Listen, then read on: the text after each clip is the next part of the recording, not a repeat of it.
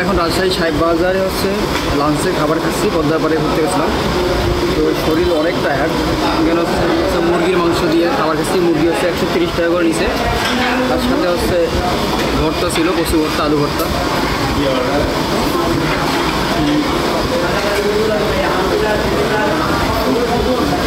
সব দিক দিয়ে ভালোই, বাট রাজশাহীর যে পরিমাণ গরম, প্রচুর পরিমাণ গরম, আর পানি প্রচুর খাইতে হবে। রাজশাহীর তাপমাত্রা অনেক বেশি। পানি শূন্যতায় ভুগলে আবার কিডনির সমস্যা হইতে পারে।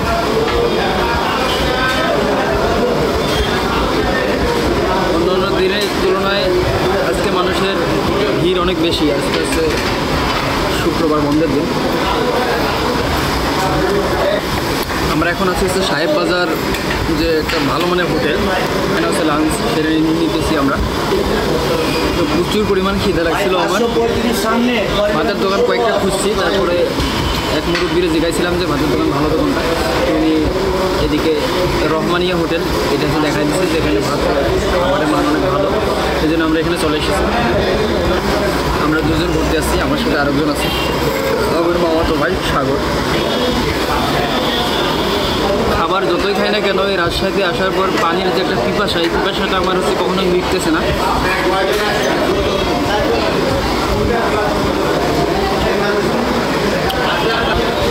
তো একটা ভালো জিনিস, আমার খুব পছন্দের জিনিস খাবার, এটা হচ্ছে সালাদ, টমেটো সালাদ। আমার খুবই ফেভারিট। তো 2 বাটি আমি টমেটো সালাদ নিয়েছি, প্রায় শেষের দিকে। এখানে পানির ঢপ দেন।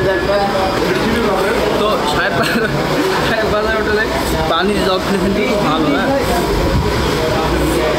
রহমানিয়া হোটেল, তো পানির যে জগগুলো আছে খুব সুন্দর।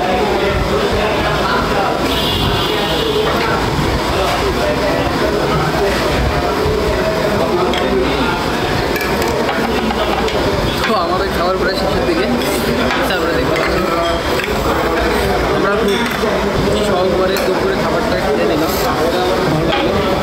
শেষ করবো তবে এই হোটেলের খুব ভালো অনেক খাবার আমরা মুরগির মাংস চাচার হোটেল আমাদের পরিবেশনা করছে। ওয়াসান ছিল 385। তো আমাদের দুপুরে খাবারের বিল আসছে টোটালি 385। উনি অনেক সুন্দর। 85 টাকা বিল।